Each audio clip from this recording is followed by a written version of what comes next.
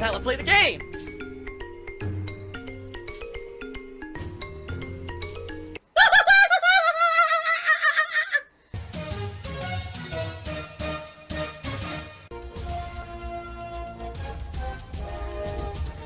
Oh my god! What the fuck? Holy shit! That is an epic fucking intro, dude. I have to warn everyone. Warning. What you may see right now is going to be absolutely disgusting. Sound good? Alright, sounds good to me. The vest streak continues. Yesterday, during the special retrospective event, we more than doubled the tip skull. So I counted it as a two vest streak day, just like I told you guys I would. So we're up to 162. Even though there was only one stream yesterday, I counted it as a double vest streak for the streak's purposes.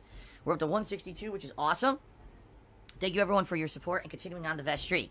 If the vest streak continues, first of all, thank you again. It's pretty awesome that it is. I can't believe it's still going to this day, the vest streak. If it continues, it hits 200. I've got some special plans for 200. Wow. Overnight, basically, the internet exploded with crazy amounts of allegations against people in particular in the fighting game community. Allegations of sexual misconduct and allegations of, Jesus, pedophilia. It's like, Jesus Christ, really? Not good. Insanely bad. Terrible shit stuff that I don't like to read about. In particular, this seems to be majorly affecting the Smash Brothers community, where it's come out that people who've been competitive Smash players, you know, at various parties and occurrences, basically doing really nasty stuff. I don't even really want to talk about it. It's fucked up, you know?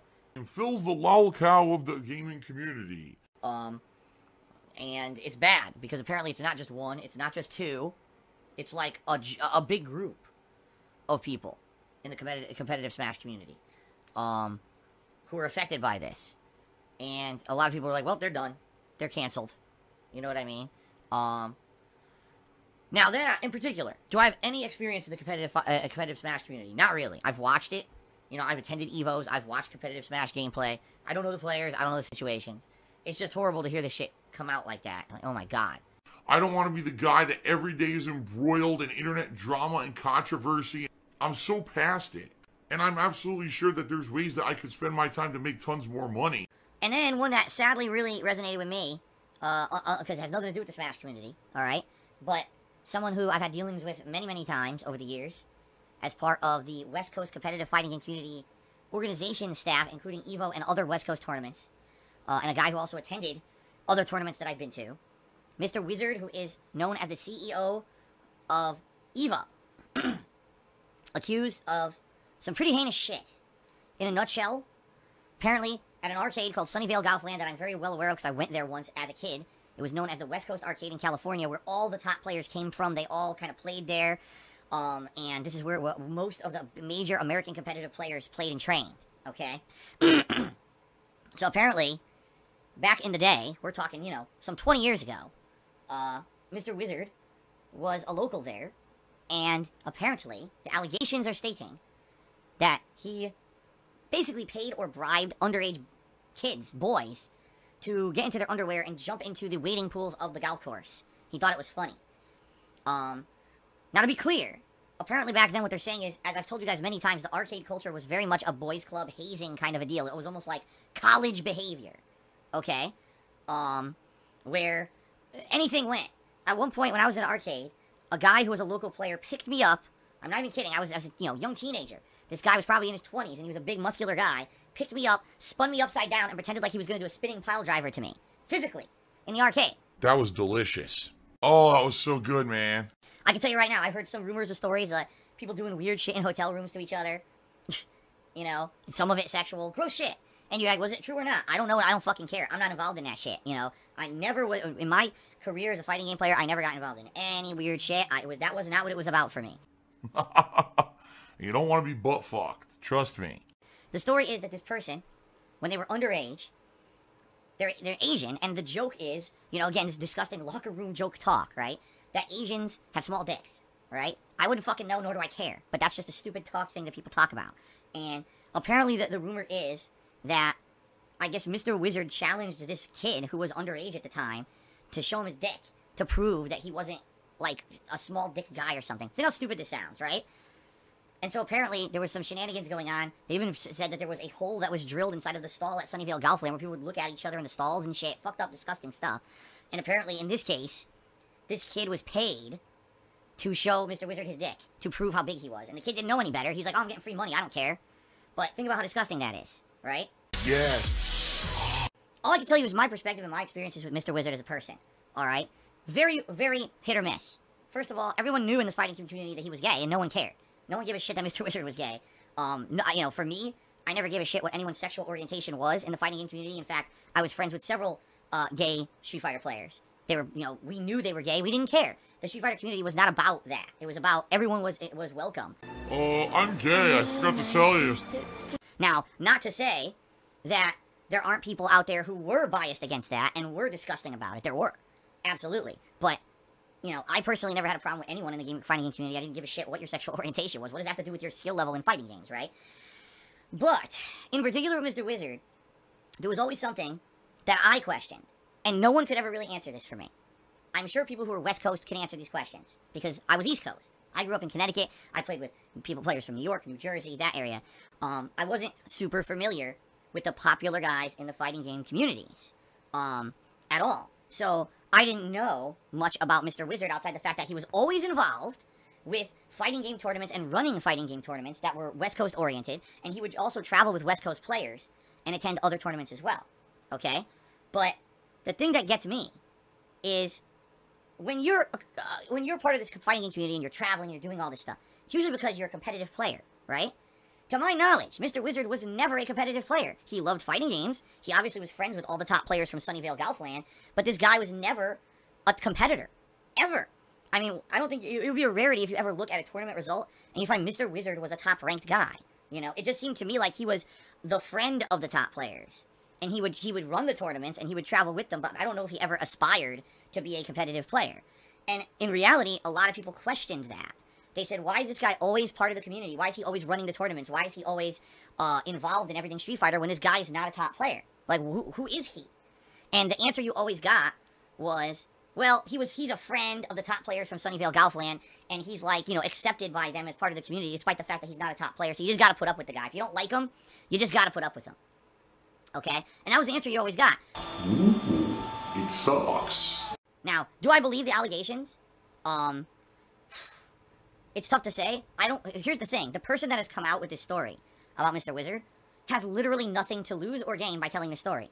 This person is not a known competitive fighting game player anymore. Like, back in the day, they were known for being, like, a player at Sunnyvale Golfland. They were known in IRC chats, you know, for being a Street Fighter fan and a Street Fighter troll or whatever. They were part of the community. At this point, there's nothing. What would they possibly have to gain, you know, with this story? Nothing.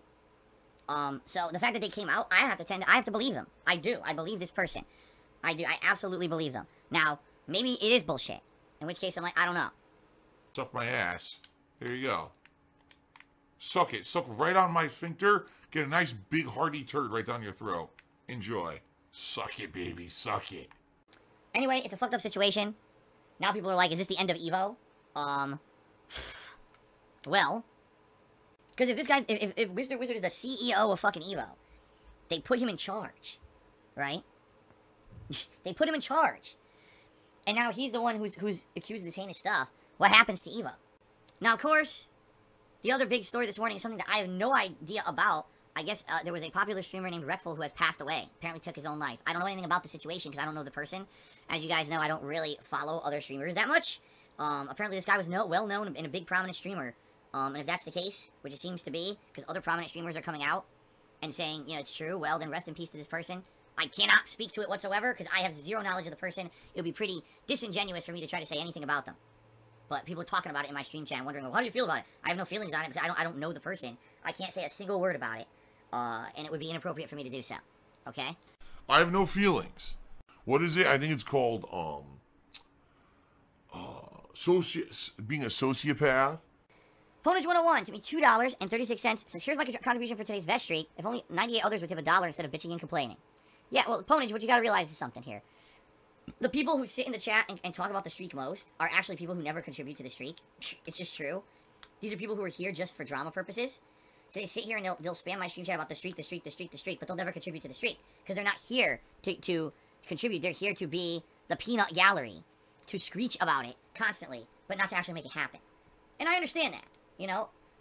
I'm not gonna ban people or whatever for that, unless they just completely derail the stream. Which I've said multiple times over the last week, I'm not allowing that to happen. If people come in here and are gonna say, streak, gotta hit the streak, gotta wear the vest, gotta wear the streak, they're gonna get timed out and then banned. It's derailing the streak. There are people on here who want to talk to me and have fun, and not have it be all about the streak constantly. And I don't want the stream to be all about it. So, you gotta follow the rules, you know? So there you go. My dick is annoying. Being a dude with balls and a dick can be annoying. I don't want this. What is this bullshit? Alice Televon chooses, if you were asked to run the Street Fighter brackets at EVO against a decent pay, would you? Obviously. Would I become a professional tournament organizer and runner? Let me put it this way, I could do it. But I would never be able to do it. Because of who I am, there would be far too much controversy involved, and the moment I touched a bracket, people would be yelling and screaming and complaining that there was, you know, rigging and shit, even though I would never do that. I was actually the complete and polar opposite. I never did any kind of favoritistic treatment whatsoever when I ran tournaments. Not once. If you were not there on time for your match, you are disqualified. I don't want your excuses. I don't care if you're a prominent player. You can fuck off. You're not getting prominent treatment. Right? If you don't want to play someone in your bracket and you're begging me to get a float, tough shit. Tough shit. I don't care. You know? The game is the game. The brackets are the brackets. There's no special rules for certain players. That's how it always was with me when I ran tournaments. Some people really, really liked that. Because to them, it was a breath of fresh air from other tournaments they went to, and there was always the same shenanigans of the same top people getting special treatment no matter where they went. Alright? But a lot of people didn't like that because they were the top players or in that inclusive group. Who they wanted to be a part of the top player community, and they didn't get that special treatment, and they didn't like me for that. So, but no, there's no way I could ever run tournaments now. Are you kidding me? With the amount of shit throwing there is all over the internet about me, but I'm not even involved in it. These people just make shit up constantly. Do you really think I'd be able to run a tournament now? Are you out of your mind? It would never happen. Papa Vera comes out with this giant King Kong strap on. All right, baby, you approved it. Let's do it. Uh-oh. Wait, I meant for you. No. Oh! Oh, no! Oh, no! No! Papa Vera! Oh, fucking shit. No! Papa Vera! Ow! No! Papa Vera! Ow! Papa Vera, no! He's fucking me. Oh! He's fucking me. What the fuck? I love that. Pain is pleasure. Phil has indoctrinated children who send him money, blatantly milking for money. It's a money pit. It's gone. Just gone like that. In an instant, fucking gone. I just care about money. I just can't help it. I eBay. Contributions are mandatory, but I need your help. I am appealing directly to you. No decency, no respect, no common sense, no fucking maturity. Is the guy who just doesn't get reality.